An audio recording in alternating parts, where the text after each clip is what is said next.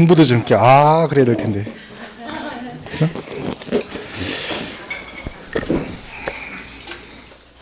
그 309페이지 잠깐만 볼게요. 거기 309페이지 납세지 나오죠. 납세지 309페이지. 그죠? 자, 거기 보시면 1번에 거주자의 소득세 납세지는 주소지 없으면 거소지 그랬죠.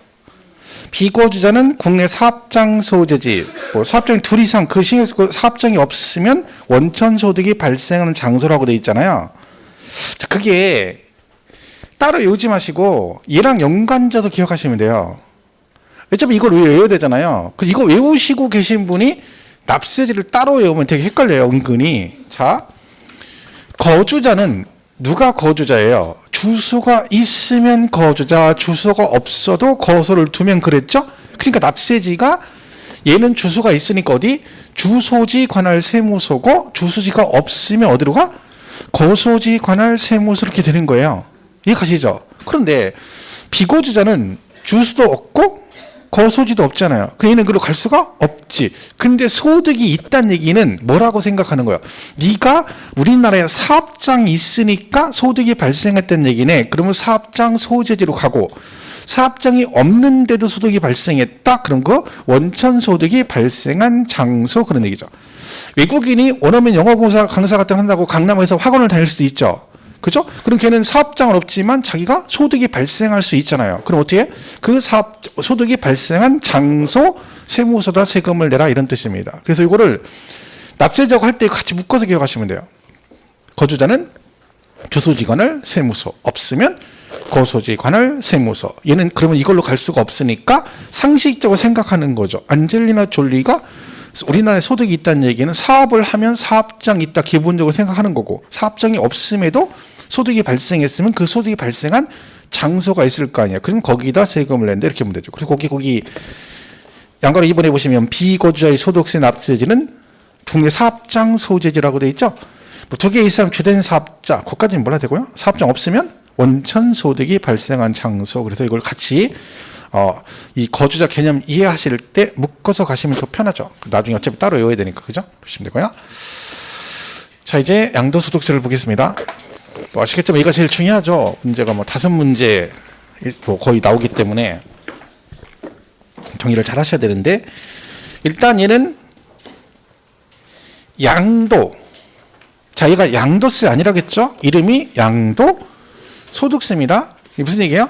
팔면 세금을 내는 게 아니라 뭐가 생겨야 돼? 소득이 생겨야 세금을 낸다. 그래서 양도소득세입니다. 그죠? 그래서 그 얘기죠. 자, 그러면 거기 특징 같은 게 쭉 나옵니다. 거기 쭉 있죠? 흐름은 다 똑같다 했죠? 우리 세법은 다 이런 식으로 흘러가는 거예요.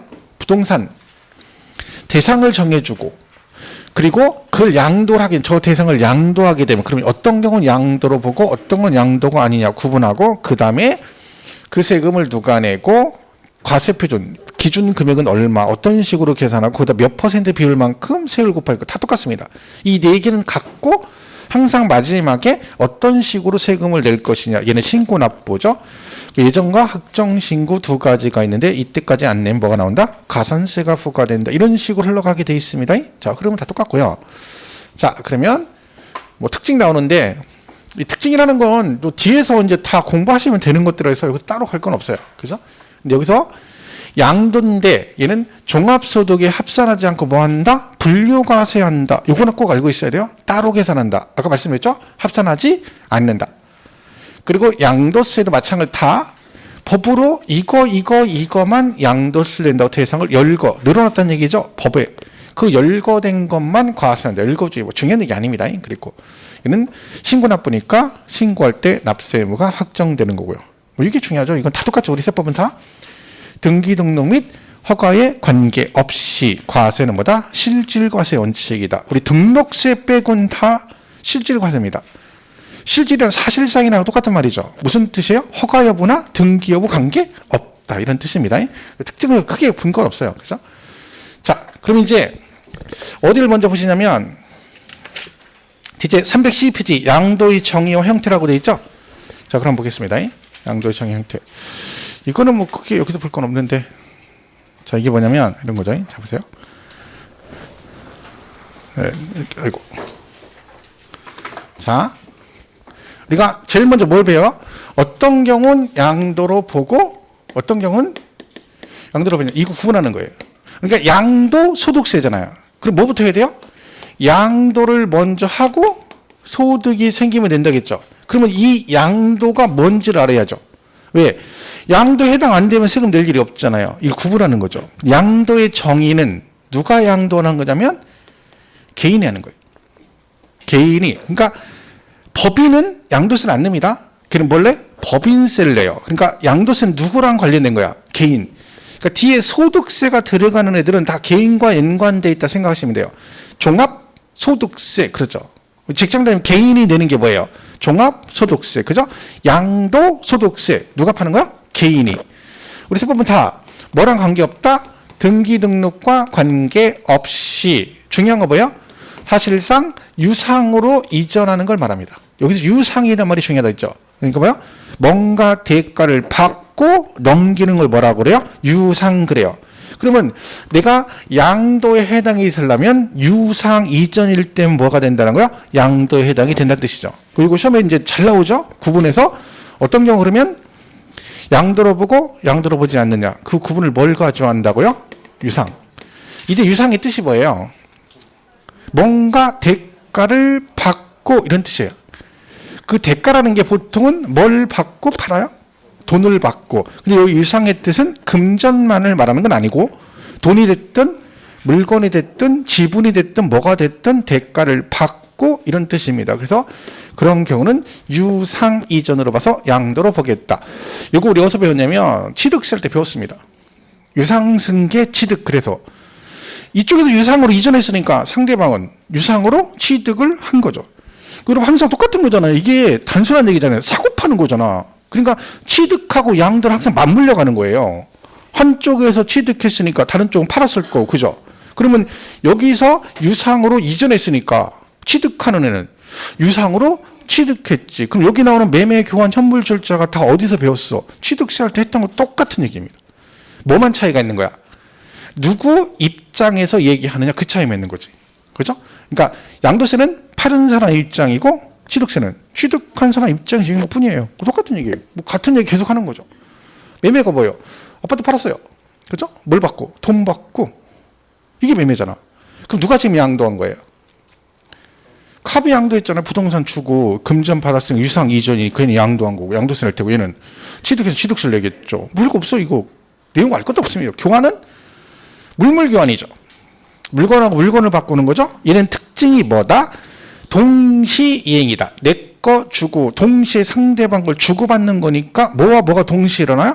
취득과 양도가 동시에 일어나죠. 양쪽 당사자 다 똑같지. 그죠? 이렇게 되는 거죠. 이게 특징이라고 볼 수 있죠. 어쨌든 둘 다 취득이고 둘 다 양도 해당이 된다. 그죠? 물물 교환 했습니다. 그죠? 자, 그다음에 현물 출자는 법인 설립할 때 그래서 법인에 출자한다 했죠. 뭘로? 현물 뭐요? 물건으로 대신 투자하는 거예요. 투자. 근데 현금이 아니라 물건으로. 그럼 여러분이 이 법인에다가 여러분 부동산을 출자하고 그냥 주진 않겠죠. 뭘 받아? 니네 회사 주식 지분을 받고 넘기는 거예요. 그죠? 이게 현물 출자죠. 그럼 누가 지금 양도를 한 겁니까? 갑이 한 거잖아. 갑이. 본인 부동산 넘어갔으니까. 얘는 뭐 한 거고? 현물 출자 형식으로 취득을 한 거죠. 뭐 다 똑같은 얘기잖아. 그죠? 대물변제는 뭐라겠어요?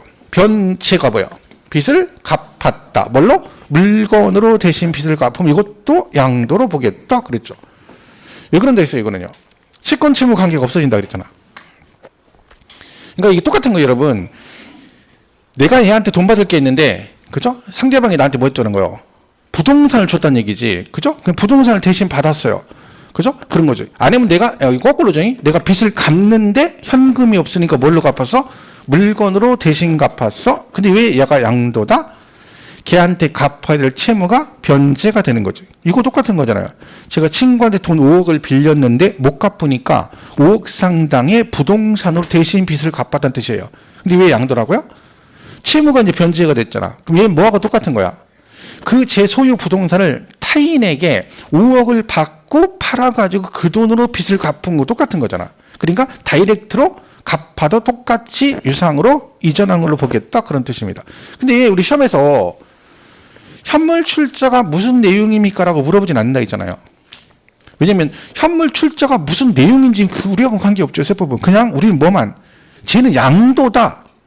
그 말을 이해하기 위해서 이걸 하는 거지 그 내용 자체를 시험에서 물어보진 않습니다. 그냥 매매 교환 현물 출자 대물 변제는 양도다. 맞다 틀리다 이것만 하면 되는 거지. 그죠?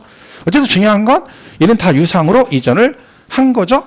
자, 이게 주시 말이죠. 1세대 1주택이세요. 서울에 집을 하나 파셨어. 하나인데 비과세였어. 비과세 받으셨어요. 그죠? 양도세 안 내죠? 비과세니까. 제2 양도다 아니다. 양도다. 그죠? 그러니까 아직도 이거를 양도 아니라고 생각하시면 있어요. 왜? 세금을 안 내니까. 이게요. 얘가 먼저 그다음에 얘예요. 그죠? 그러니까 이게 차익이라 차익. 그죠? 그럼 세금을 내면 양도고 세금을 안 내면 양도가 아니라 양도를 판단할 때 이거하고 관계없는 거예요. 이게 뭐예요? 네가 세금을 내든 안 내든 차익이 있건 없건 그거는 뭐하고 관계없어. 양도 여부를 구분할 때는 아무 관계없는 거예요. 그죠? 얘는 단지 뭐만 따져?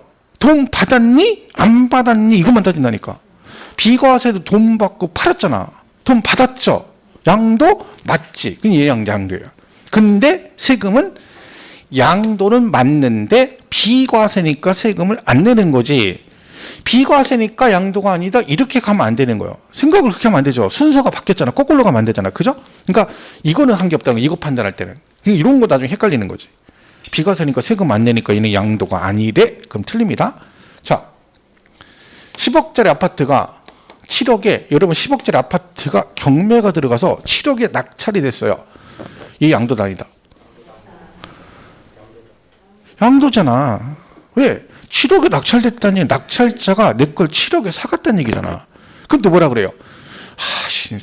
공매되면 진짜 짜증나게 10억짜리 7억으로 막 그러고 하면 안 된다니까.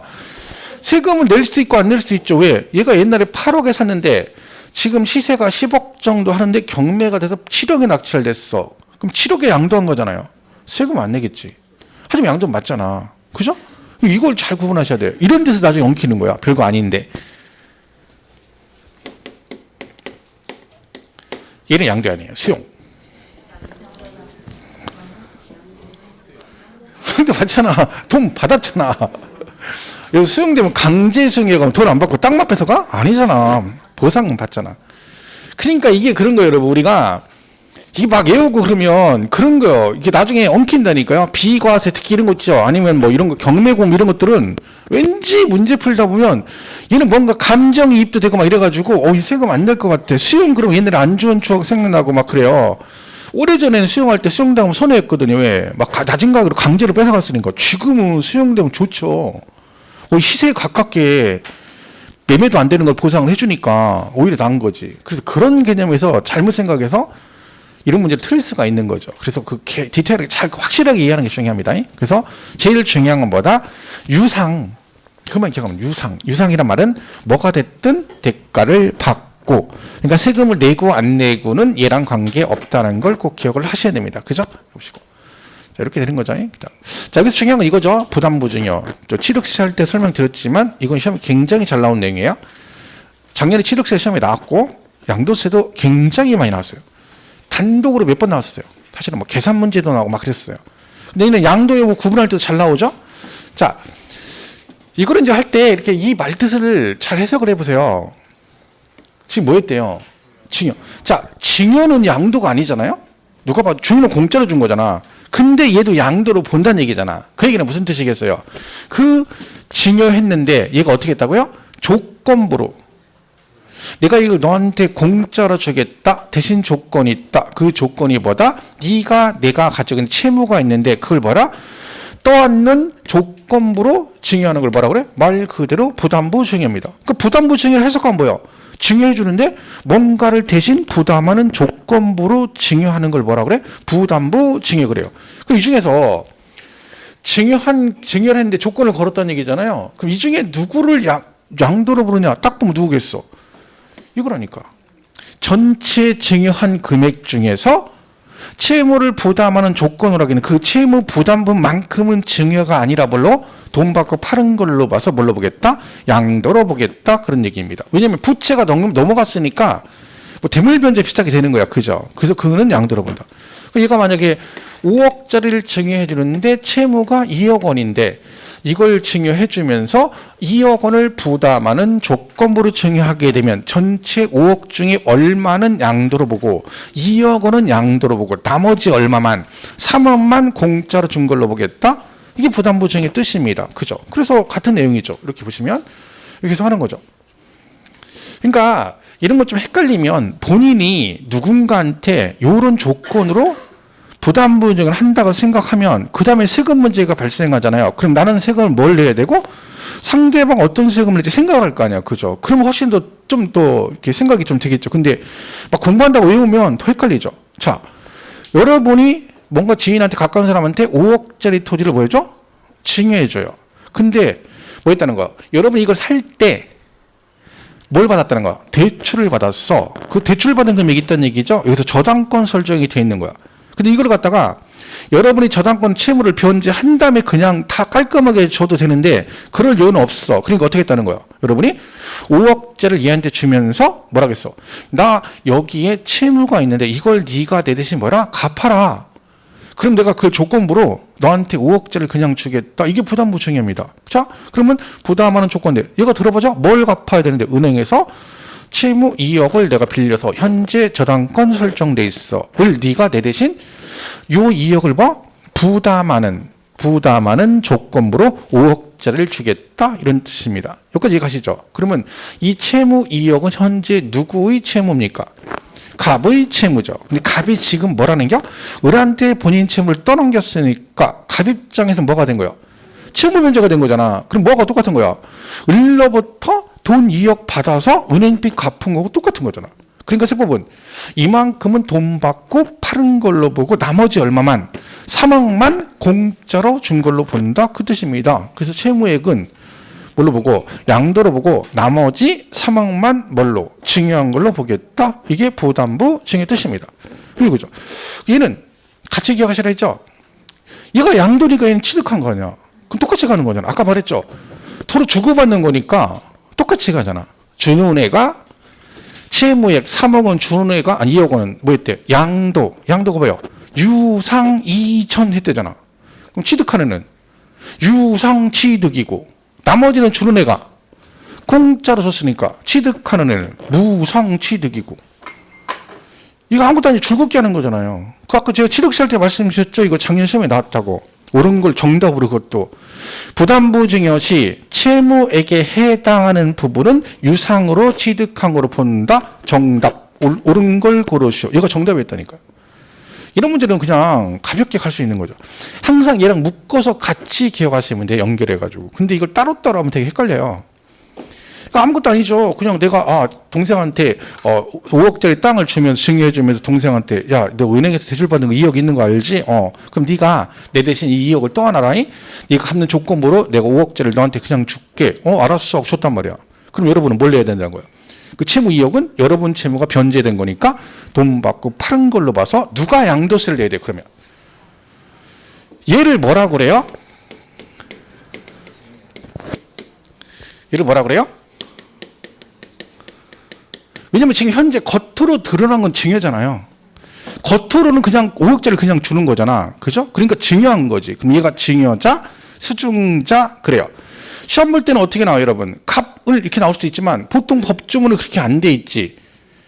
증여자의 채무를 수증자가 부담하는 조건부로 증여를 하게 되면 그 수증자가 인수한 채무액 상당액은 뭘로 봐서? 양도로 봐서 누구에게? 증여자에게 뭘 부과하고 양도소득세를 부과하고 나머지는 수증자에게 뭘 부과한다? 증여세를 부과한다. 이런 식으로 나온단 말이에요. 그러면 시험 문제 증여자가 수증자가 증여자 그러면 나중에 언놈이 헷갈리는 거예요. 그죠? 그럼 거기서 또 엉켜가지고 문제를 못 풀어. 그러니까 확실하게 제가 증여자고 얘가 수증자라는 거 같이 매치로 가야지. 이 가불로만 외워버리면 이제 답이 없죠. 가불로 안 나오는 경우가 많거든요. 법조문은 가불로 안 돼 있으니까. 그죠? 그러니까 이렇게 해서 잘 정리를 하시면 됩니다. 이게 부담부 증여죠. 그러니까 양도로 보는 경우 중에 얘가 제일 많이 좀 헷갈릴 수 있어요. 그래서 교재는 거기 312페이지 양도의 정의 나와 있죠. 312페이지 양도의 정의, 양도란 뭐라고 돼 있어요? 자산에 대한 등기, 등록과 관계없이 매도교환 법인에 대한 현물 출자 등을 통해서 그 자산이 뭐라고요? 유상으로 사실상 이전하는 걸 말한다. 그 양도 형태 나오잖아. 매도, 교환, 현물 출자. 내용 읽을 거 없잖아요. 제목만 보시면 되죠. 그래서 쭉 그냥 넘어간 제목, 현물 출자 뒷장, 대물 변제. 자, 대물 변제 산을 보겠습니다. 대물 변제 315페이지. 대물 변제 있죠? 자, 이때 대물 변제는 위자료를 갖다가 뭘로 주면? 부동산으로 주면 걔도 뭐야? 양도입니다. 위자료를 부동산 주면 양도야? 예를 들면 이혼할 때 위자료를 뭘로 줬다? 부동산으로 줬다. 그런 걔는 뭘로 봐? 양도로 봅니다. 그래서 그거 잘 보셔야 돼요. 자, 근데 예외가 있어요. 위자료를 줬는데 뭐였어? 재산 분할로 주게 되면 양도로 보지 않습니다. 이거 꼭 기억하셔야 돼요. 그러니까 이제 문제가 뭐냐면 얘는 양도다. 얘는 양도가 이렇게 딱 구분하면 좋은데 이런 것도 있어요. 이런 경우는 양도인데 이거는 양도가 아니고 이건 양도로 원칙은 안 보는데 예외로 양도로 보고 이런 거 있잖아요. 그걸 우리가 잘 보셔야 돼요. 그러면 대물 변제는 양도가 양도예요. 대물 변제는 그죠? 근데 위자료 같은 걸 뭘로 주면 부동산을 주면 걔도 대물 변제로 봐서 양도로 보죠. 근데 뭐 할 때 이혼 위자료의 경우는 뭐다? 양도가 맞는데 뭘 하게 되면 재산 분할로 주게 되면 양도가 아니다. 이걸 꼭 기억하셔야 되죠. 자, 그래서 거기 315페이지 동그라미 3번 있죠. 당사자 간 이혼에 따른 위자료에 가름하여 과세 대상 자산의 소유권을 이전한 경우는 뭐다? 양도에 해당한다 그랬죠? 근데 밑에 넓혀보기에 뭐라고 돼 있어? 이혼으로 인하여 혼인 중에 형성된 부부 공동재산을 민법에 따라 재산 분할하는 경우는 양도로 보지 않는다. 이걸 시험이 되는 거지, 되면. 그러니까 재산 분할은 부부 공동 명의 재산을 이혼하면서 자기 거 찾아가는 걸로 본다 이런 뜻입니다. 그러니까 결혼 이후에 형성된 재산은요, 같이 벌은 재산으로 보는 거야. 부부 공동 재산으로 보는 거죠? 이혼하게 됐어. 어떻게? 자기 거 찾아가는 걸로 보는 거야. 그럼 걔는 양도도 아니다. 아니다. 왜? 지 걸 자기 걸 찾아가는 거니까. 근데 이 재산 분할은 전 재산은 아닙니다. 결혼 이후 형성된 재산만 해당이 됩니다. 예를 들면 우리 뭐 보면 유명 연예인들 막 결혼하잖아요. 이제 현빈하고 뭐 손예진 결혼하고 옛날에 뭐 누구야 이 비하고 뭐 김태희 결혼할 때 걔들 보면 재산이 원래 많잖아요. 걔들이 부동산이 막 몇백억씩 가지고 있잖아요. 뭐 둘이 합해서 뭐 천억이 넘네 이런 얘기 나오잖아. 그러니까 얘를 나중에 이혼하게 되잖아요. 둘이 이혼하게 되면 어떻게 돼요? 원래 있던 자기들 결혼 전에 가지고 있던 부동산 있죠. 걔네들은 분할 대상이 아니에요. 왜? 그는 걔네 둘이 원래 각자 자기가 가지고 있던 거고 그 재산 형성에 상대에만 기여한 바가 없잖아요. 그러니까 뭐만 되는 거야? 둘이 1,000억이었는데 결혼하고 나서 재산이 1,500억이 됐어. 500억 늘었죠? 그럼 그 500억 증가된 건 같이 벌은 걸로 봐서 걔만 뭐가 되는 거야? 분할 대상이 된다. 그런 뜻입니다. 그래서 혹시 이런 거 보고 막 훅해가지고 그러면 안 돼. 오, 잘 됐어. 내가 이 신랑하고 제가 재산이 지금 한 50억 되니까 이거 당장 오늘 이혼하면 내가 30%, 40%만 받으면 4, 5, 20억 받으면 같이 살 이유가 없지. 오늘 저녁 때 바로 가가지고 그냥 저녁 술 먹고 돌아서 라면 끓여줘. 그러니까 네가 끓여 먹어. 막 이렇게 하면 안 돼요. 왜? 알고 봤더니 남편이 원래 결혼 전에 100억 정도 재산이 있었는데 현재 50억이야. 그럼 여러분은 뭐에 기여했어? 재산을 탕진하는 데 기여했기 때문에 걔는 분할 대상이 아닙니다. 욱해가지고 하면 안 돼. 그죠? 조심해야 됩니다. 그죠? 그리고 법조문에는 아마 이혼할 때 보통 위자료 같은 거 안 받고 나오는 경우도 있잖아요. 그 분할 대상은 결혼 이혼하고 2년인가는 분할할 수 있다. 뭐 그런 규정이 있습니다. 그래서 욱해가지고 할 필요 없어. 남자건 여자건 기분 나빠도 욱해줘 말고 받을 건 받아놔야 돼요. 그죠? 그래야지. 나는 와이프한테 이혼할 때 위자료 같은 거 받고 싶은데, 그죠? 남자들은 근데 보통, 그죠? 보통 남자가 여자를 준다고 생각하잖아요. 그렇진 않거든요. 여자들이 주는 경우도 있잖아. 마돈나 같은 경우 이혼하면서 남자한테 몇백억 줬어요, 위자료로. 그죠? 그리고 있잖아요. 이부진이가 삼성 이부진이가 이혼할 때 남편한테 위자료 150억 줬잖아. 물론 소송 걸어가지고 한 거지만, 그죠? 그런 경우는 거기서 주잖아. 가진 재산 많고, 그죠? 꼭 그게 남자가 준다 이런 건 없죠, 그죠? 근데 이미 틀렸지. 우리는 결혼할 때 그렇게 그런 사람하고 결혼했어야 되는데 이미 그렇게 안 했으니까. 하긴 우리 와이프는 뭐라겠어요? 나는 안 그러냐? 너랑 결혼해가지고 내가 너한테 받을 것도 별로 없는데 이혼할 때, 그죠? 똑같은 거지. 얘기할 필요 없지. 자, 그래서 거기 이혼 재산 분할 거긴 잘 보시고요. 자, 넘어가시면 부담부 징역 5번 나왔죠. 그 부담부 증여 동그라미 1번에 뭐라고 돼 있어요? 부담부 증여란 증여자의 채무를 이렇게 나오잖아요. 증여자의 채무를 수증자가 인수하는 것으로서 자 여기서 증여자라는 값을 말하고요. 증여자의 채무는 얼마예요? 2억 원이죠. 그걸 수증자 을이 인수하는 것으로서 증여가액 중 증여가액은 전체 5억이죠. 그 중에 뭐 채무액 2억 원에 상당하는 부분은 그 자산이 유상으로 사실상 이전되는 것으로 본다. 그런 뜻입니다. 그죠? 그랬고. 자, 오른쪽 317페이지 2번. 다만 얘가 누구래? 배우자 또는 직계 존비속 간의 부담부 증여. 자, 얘네 둘이 무슨 관계라는 거야? 배우자, 직계, 존비속이랍니다. 우리 취득세 할 때 설명드렸는데 우리 세법 뭐냐? 무조건 누가 나오면 배우자, 직계, 존비속 그러면 얘네끼리 뭘로 본다? 증여로 보는데 추정의 뜻이 있다. 항상 기억하셔야 돼요. 그러니까 아버지가 아들한테 5억짜리를 증여하면서 아들한테 2억 원은 아들 네가 내 대신 갚아라. 그걸 조건부로 이걸 증여해줬다. 그런 뜻이죠. 그럼 아들이 이 2억을 과연 갚느냐 얘기입니다. 상식적으로 말이 안 되는 얘기죠. 그죠? 우리나라 정서상으로. 그러니까 뭐요? 식구끼리는 무조건 뭘로 봐? 증여로 본다. 전체 5억을 증여로 봅니다. 근데 뭐가 있어요? 추정이니까 뭐 하면? 입증하면 유상으로 볼 수도 있다. 작년 시험 문제에 얘가 나올 때 채무액은 유상으로 취득한 거로 본다. 정답이었잖아요. 근데 그 앞에 지문이 뭐라고 돼 있을까요? 얘네 둘이 배우자 직계존비속이 아닌 이렇게 전제 조건이 배우자 직계존비속이 아닌 증여자로부터 채무를 부담 이렇게 나온 거야. 왜? 배우자 직계존비속이면 뭐가 되니까 전체를 증여로 보니까. 그러니까 요 지문이 언급될 때 항상 뭐가 언급이 돼요? 배우자 직계존비속이 이다 아니다를 법 시험 볼 때는 꼭 표시를 해줍니다. 왜? 그에 따라 내용이 완전히 달라질 수 있기 때문에 그런 거죠. 그죠? 그래서 거기 동그라미 2번에 다시 배우자 간 직계 존비속 간의 부담부 증여에 대해서는 수증자가 증여자의 채무를 인수하는 경우에도 그 채무액은 니는 식구끼리니까 수증자에게 인수되지 아니함으로 추정한다. 추정이니까 입증하면 유상으로 볼 수도 있다. 뭐 그런 뜻이죠. 수용도 양도하겠죠?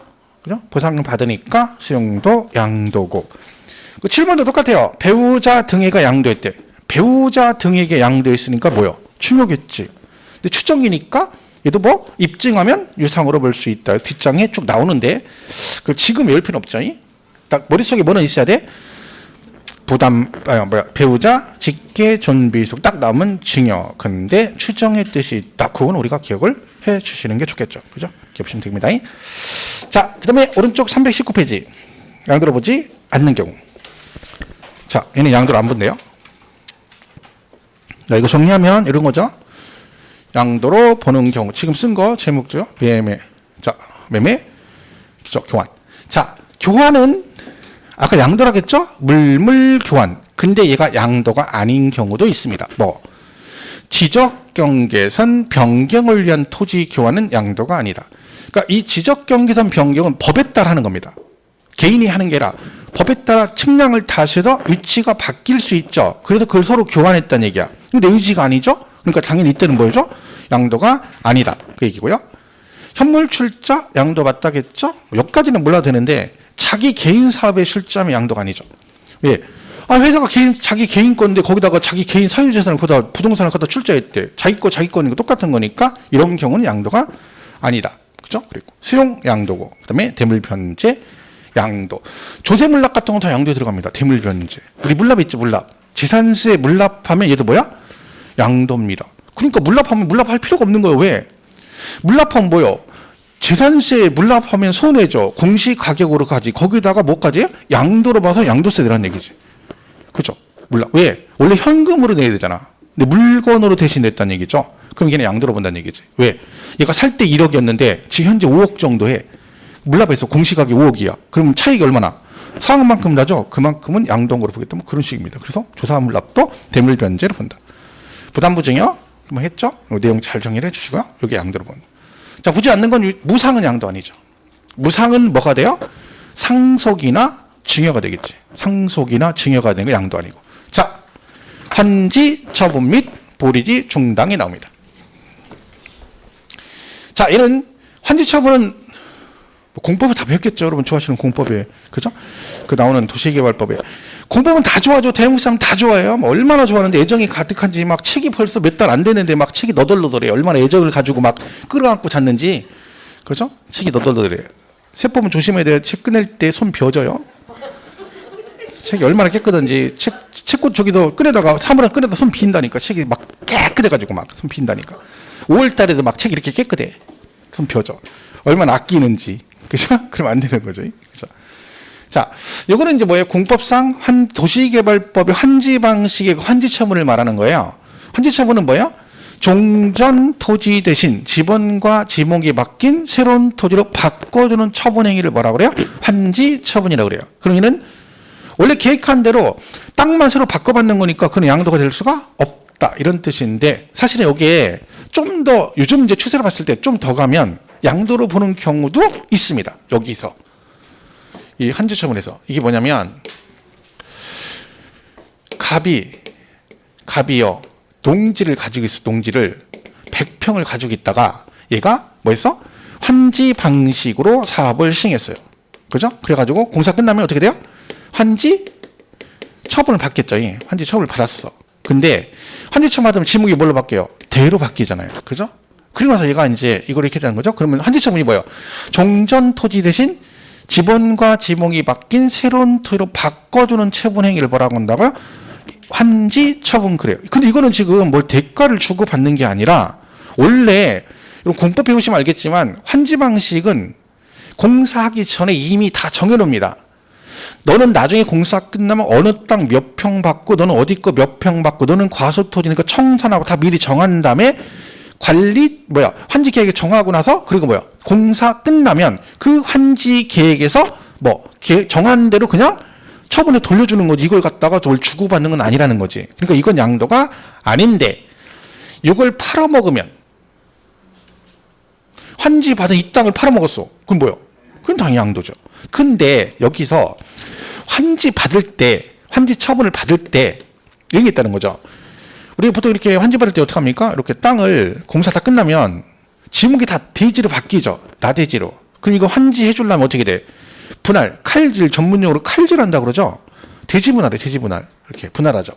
근데 분할할 때 분할을 맘대로 하면 안 돼요. 왜? 너무 작게 분할하면 20평씩 잘랐어. 그럼 집을 지을 수가 없잖아. 그럼 땅콩주택이라는 얘기잖아. 그죠? 그리고 건축법 보면 대지 분할 제한 면적이라는 게 있어요. 용도 지역별로 여기는 몇 제곱미터 이하 안 된다는 규정이 있거든요. 예를 들면 얘는 60평이 최소 면적이야. 60평 밑으로는 안 돼. 그 최소 면적은 60이고 너무 토지를 크게 잘라도 안 되죠. 그래서 최대가 120으로 돼 있다 이런 얘기지. 자, 근데 여러분 현재 100평을 가지고 있어요. 환지 받죠. 그럼 여러분 몇 평 정도 환지를 받을 수 있느냐? 많이 받으면 40평 받으면 40평. 내가 100평을 가지고 있지만 실제 받는 건 100평을 절대 못 받죠? 왜? 많이 받아야 40평. 그럼 나머지 60평 어디 갔어? 도로 부지로 들어가고 녹지 공간 들어가고 공공시설 용 들어가고 그리고 사업 시행료한테 공사비도 주고 이런 용도로 들어간 거예요. 그리고 이거를 그럼 40 받으면 100평인데 40평 받아 손해 아니죠. 왜? 얘가 개발됐잖아. 그럼 땅값이 훨씬 더 비싸잖아요. 그러니까 여러분 나중에 환지할 때 조심할 게 뭐냐면 땅 살 때 요 환지하기 전에 개발한다는 소리 듣고 이 100평을 사잖아요. 그럼 어떻게 생각해야 돼? 평당 10만 원 샀다 그러면 얘가 나중에 공사 끝나고 이 땅이 최소 평당 얼마는 가야 되는 거예요. 최소 20만 원 이상 간다고 해야 본전치인 거예요. 왜? 환지를 100평 샀는데 땅은 100평 사고 받을 때 얼마 받아? 50평도 못 받잖아. 그럼 평수가 주니까 따블인 거지. 그러니까 그 생각을 해야지. 지금 10만 원 샀는데 여기 나중에 20만 원 돼서 2배 올랐네? 올라온 게 아니라 본전치기도 안 되는 거야. 왜? 땅을 덜 받잖아. 그 최소한 저걸 살면 어떻게 돼?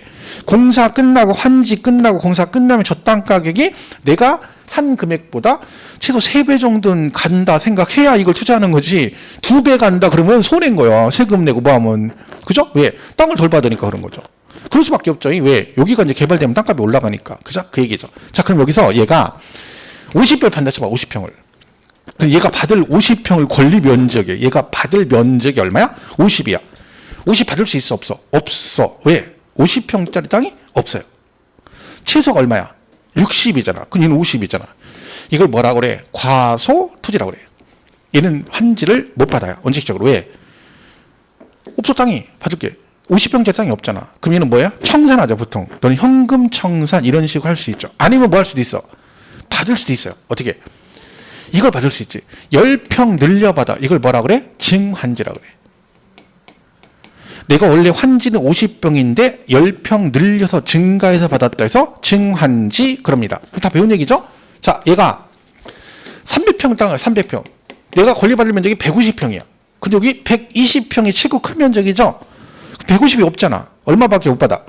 120을 받아. 그러면 뭐야? 마이너스 30. 환지 받으면서 덜 받은 거죠? 그걸 뭐라 그래? 감환지 그럽니다. 자, 그리고 증환지, 감환지 이런 뜻이죠? 자, 그러면 증환지는 10평만큼은 여러분이 환지 받으면서 새롭게 뭐 했고? 취득을 하신 거고, 감환지는 환지 받으면 30평을 덜 받았어. 감소된 거죠. 그럼 얘는 뭐 한 거야? 양도한 거지. 그럼 얘는 어떻게 돼요? 얘는 늘려받았으니까 10평만큼을 여러분이 청산금을 여러분이 지급을 해. 돈을 줘야 되고, 얘는 돈을 받아야지. 30평 덜 받아서 돈을 받아야지. 그럼 얘는 감환지된 이만큼 뭐 한 거예요, 결국? 돈 받고 파는 게 된다. 그래서 환지 처분에서 뭐는 감환지된 경우는 걔는 뭘로 본다? 양도로 본다. 여기까지 가면 다 간 겁니다. 근데 이 전체를 그냥 환지 받은 땅 자체를 나중에 팔면 당연히 뭐가 되고 양도에 해당이 된다. 그런 뜻입니다. 그래서 환지 처분 및 불이중당은 원칙은 양도가 아니지만 예외가 있다. 그죠? 이렇게 보시면 되고요. 그 다음에 아까 있죠? 지적경계선 변경을 용표하는 뭐다? 양도가 아니다. 왜? 법에 따라 경계선 변경한 거다. 그죠? 그랬고. 이게 거의 시험 문제 정답으로 되게 많이 나왔던 거예요. 가장 최근에 나온 것도 얘가 정답이었어요. 얘는 그냥 해석하면 돼요. 양도했어요. 대놓고. 양도했다면 등기가 넘어갔어요. 왜 했다고요? 담보 목적으로 했대요. 담보. 이게 무슨 뜻이에요? 그러니까 제가 친구한테 돈 빌린 게 있는데 돈을 빌리는데 뭐 했어? 제가 가지고 있는 부동산을 갚아버리면 대물변제예요. 그죠? 근데 얘는 뭐야? 갚는 게 아니라 뭐라 그랬어? 내가 등기는 넘겨주는데 1년 후에 원금에다가 이자 갚을 테니까 그때 내가 다시 돌려받을 거야. 그러니까 뭐 한 거요? 파는 게 아니라 채무를 담보할 목적으로 넘긴 거예요. 처음부터 팔겠다는 의도가 없죠. 그러니까 이런 조건을 갖추게 되면 얘네는 양도가 아닌데 문제는 뭐예요? 빚을 못 갚았어. 약정한 날에. 그럼 이미 등기를 넘어가 있죠. 그럼 뭐 해버려? 이걸로 뭐 해서 채무를 못 갚아서 저 부동산을 뭐 해버리면 변제, 빚을 갚아버리면 그때 뭘로 본다? 예, 이건 뭐 시험에 진짜 많이 나옵니다. 28회 때인가 단독으로 나온 적이 있는데 그때도 정답이 이거였어요. 양도담보대 채무 불이행으로 변제 충당하면 뭘로 본다? 양도로 본다. 여기까지 잘 기억을 하셔야 됩니다. 이거 제일 중요하고요. 그 다음에 공유물 분할은 공동소유 물건을 뭐 한대요? 분할한대요. 그럼 여기 제일 중요한 단어는 뭐게요? 지분 변동 없이 이게요. 그러니까 원래 공동 명의였던 걸 갑을이 5대 5였던 걸 어떻게? 그냥 갑을 5대 5 이렇게 나눴다는 얘기죠. 그러니까 원래 자기 지분대로 나눈 거잖아. 이걸 양도가 될 수가 없죠. 자기 거 찾아온 거잖아. 여기서 중요한 건 뭐예요? 지분의 변동만 없으면 분할이건 재분할이건 양도가 아닌데 여기도 양도가 되는 경우도 있죠. 어떤 경우? 지분이 변동이 생겼어. 5대 5인데 갑을이 5대 5인데 6대 4 이렇게 됐어. 얘 지분 10% 줄었죠. 어디로 갔어? 요리 갔지. 그러면 감소가 된 쟤는 저기서 만약에 상대방한테 뭘 받고 뭔가 대가를 받고 넘겼으면 얘는 뭐가 될 수 있다? 양도에 해당될 수 있다. 이렇게 되는 거죠. 그래서 어쨌든 여기 제일 중요한 건 이겁니다. 뭐 없이? 지분의 변동이 없이. 이게 제일 중요한 얘기예요. 이걸 잘 기억하세요. 지분 변동 없이. 그러니까 각각의 내용별로 키포인트 되는 내용을 잘 보셔야 돼. 그게 일단 우선적으로 가셔서 거기 맞춰서 문제를 푸시는 게 맞습니다. 이렇게 보시고. 자, 재산분할 아까 했죠? 이혼할 때 뭘 하게 되면 재산분할로 주게 되면 양도도 아니다? 아니다. 그냥 주면 대물변제인데 요거 하면 양도가 아니다 그랬고요. 이건 뭐냐면 매매 원인 무효세에 무효로 인한 소유권한이라고 돼 있죠. 이게 무슨 얘기냐면 이렇게 둘이 매매를 했어요. 근데 등기가 넘어갔는데 얘 소송이 걸린 거야. 뭐라고 났어? 무효 소송이 걸렸어요. 이 계약은 원인 무효라고 소송을 걸었는데 판결이 어떻게 났어? 그래, 이 계약은 무효다라고 무효 판결이 났어요. 얘가 1999년에 사가지고 2022년에 팔았는데 무효 판결 났어. 그럼 어떻게 돼? 다시 돌려줘야 되죠. 무효됐으니까 계약 자체가 없던 게 되잖아. 이걸 뭐 한다고 그래? 환원이라고 그래. 걔는 양도도 아니다. 아니다. 왜? 이 계약 자체가 아예 처음부터 없었던 걸로 본다. 그런 뜻입니다. 그죠? 그래서 이거. 자, 근데 여기서 조심할 게 여러분끼리 매매를 했어. 여러분끼리. 아파트 매매를 하고 등기치고 끝났어. 근데 2달 있다 다시 만나가지고 우리 지난번에 계약한 거 등기치고 없던 걸로 돈 돌려줄 테니까 아파트 다시 나한테 난 돌려줘. 할 수 있나요? 안 되는 거야? 그러니까 둘이 매매하고 그 아파트 매매 등기치고 끝나면 다시는 그 사람하고 똑같은 아파트 둘이 같이 매매하면 안 돼? 무슨 거 있어요? 10번이고 10,000번이고 상관없지. 할 때마다 대신 뭐야 걔는? 취득양도지. 그러니까 뭐야? 세금 내야지. 양도세는 안 내겠지. 왜? 똑같은 금액으로 할 테니까. 그죠? 하지만 뭐는 계속 내야 돼? 취득세는 계속 내야지. 등기 바뀌니까 취득세 계속 내야 되는 거지. 그죠? 그러니까 같은 환원인데 얘는 뭐야? 법적으로 무효가 돼서 소유권이 환원되는 거 법적으로 계약 자체가 원인 무효니까 양도가 아닌데 뭘 하게 되면 그냥 당사자 간의 합의로 해제가 돼서 소유권이 환원되면 걔는 뭘로 본다? 양도로 본다. 이렇게 가는 거죠. 그죠? 이렇게 보시면 되고. 또 있나요? 이거. 본인 소유 자산을 경매로 본인이 제치되겠대. 자, 본인 걸 본인이 경매된 걸 자기가 받을 수 있나요? 경매?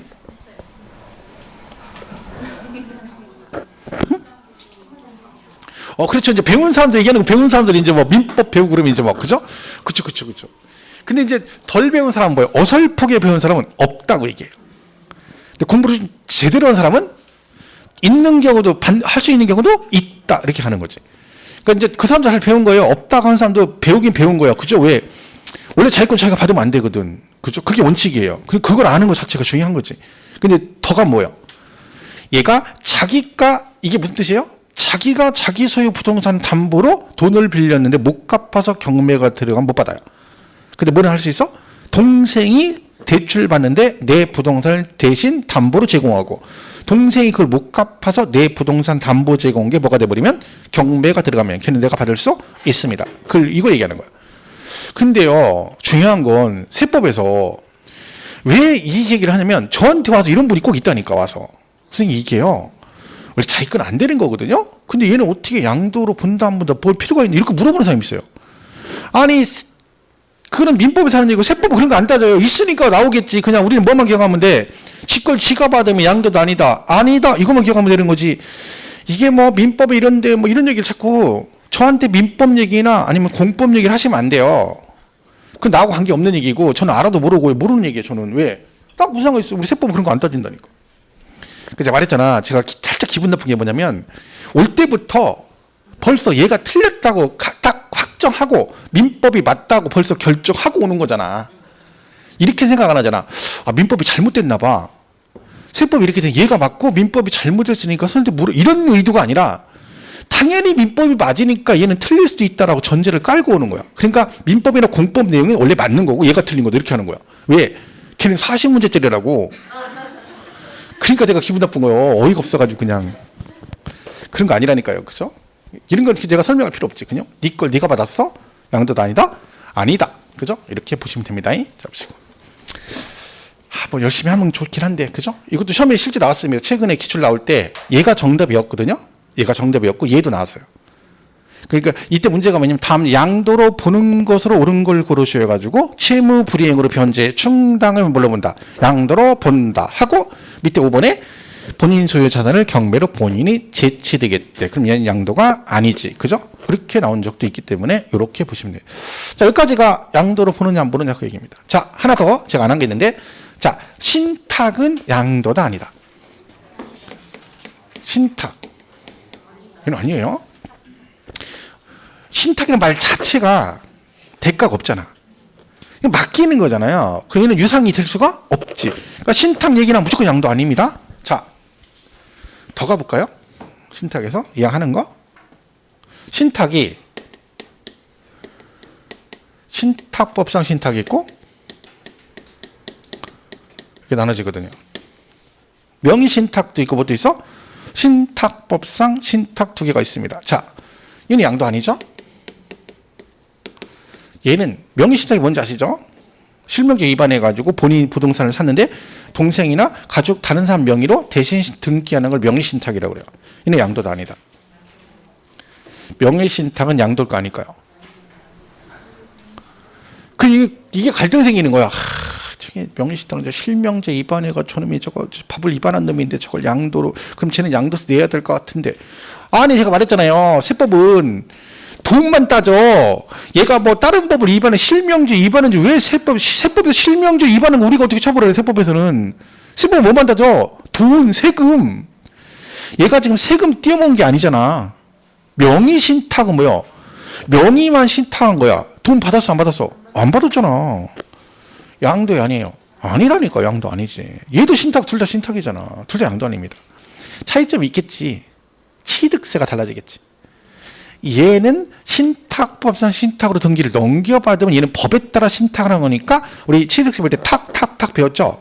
비과세. 근데 명의신탁은 비과세가 될 수가 없지. 왜?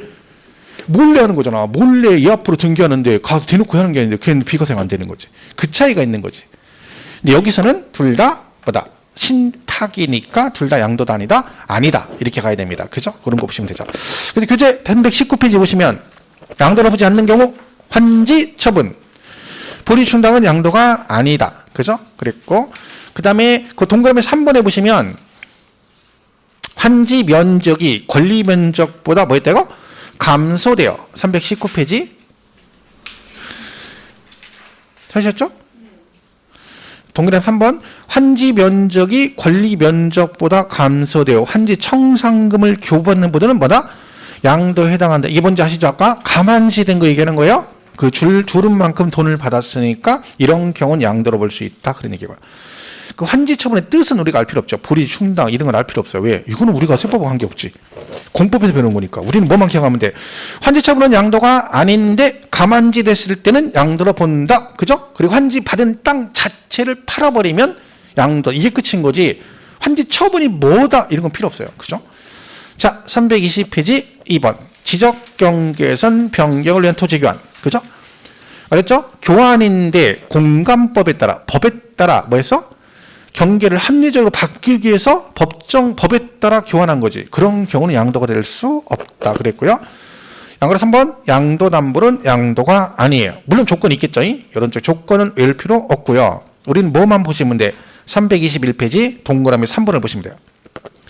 맨 위에 이의 규정에 따른 계약을 체결한 후 양도담보 요건에 위배하거나 채무 불이행으로 당해 자산을 변제 충당하면 뭘로 본다? 양도로 본다. 요건 위배라는 건 요건이 있거든요. 이게 여러 가지 조건을 갖춰야 되겠죠. 그 중에 하나가 제가 담보 목적으로 등기를 넘겨줬죠. 등기는 넘겨주고 제 집을 넘겨줬다 그러면 그 집은 여전히 채무자인 제가 사용수익을 해야 돼요. 등기 넘어가서도. 왜냐면 그래야지 이게 의도 자체 그런 거지. 만약에 집을 비워줘 버리잖아요. 그럼 그 순간 양도가 돼버리는 거야. 그러니까 요건을 위배하면 그런 뜻이고, 근데 시험은 맨 뭐 나와요?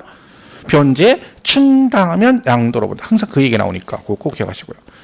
공유물 단순 분할 양도 아니라겠죠. 제일 중요한 건 뭐다? 지분이라는 거요. 소유 지분별로 지분의 변동 없이 그게 중요해요.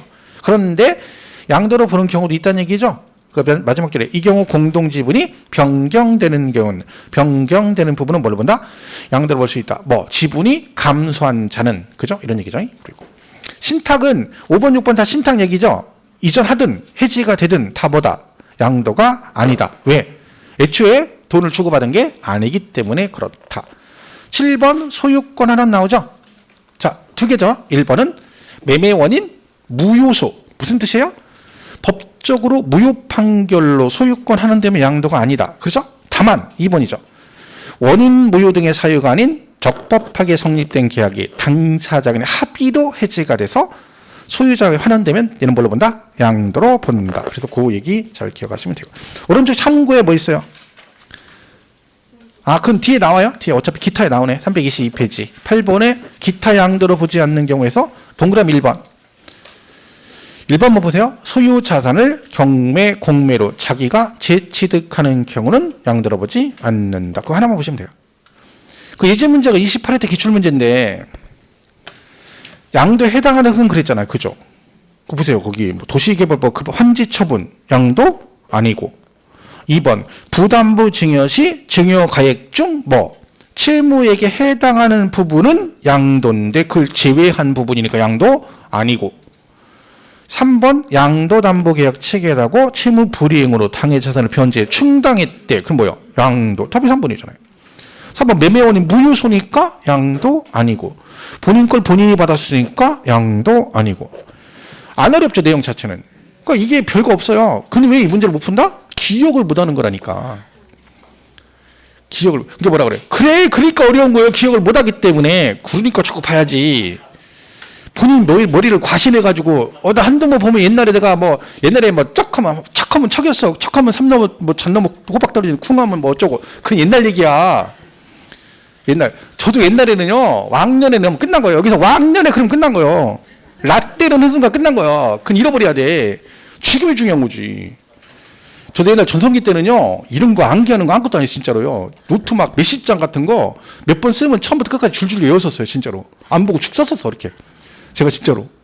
그 정도 암기를 잘했어요. 그 친구들이 지금도 그래요. 야, 너는 무식한 놈인지 그걸 막 그래프도 외워요, 그냥. 우리는 경제 몰라. 뭔지 몰라. 안 해요, 그냥. 이해 필요 없어. 그냥 있는 그 액면도 외워서 그냥 그리는 거야. 막 책에다 막 쓰는 거죠. 근데 그건 오래전 얘기예요. 지금은요, 가물가물해요. 갑자기 뭐가 단어가 생각이 안 나. 이미지는 그려지는데 그게 떠올라야 돼. 그게 안 떠올라. 우리 똑같잖아. 근데 지금 그게 그래서 그런 거지. 계속 봐야 돼요. 기억날 때까지. 한 놈만 계속 패다 보면 지가 기억나게 돼 있어. 그죠? 그런 의미에서 잠깐 쉬었다가 마음에 추스리고 있죠. 잠깐 양대 세상을 보겠습니다.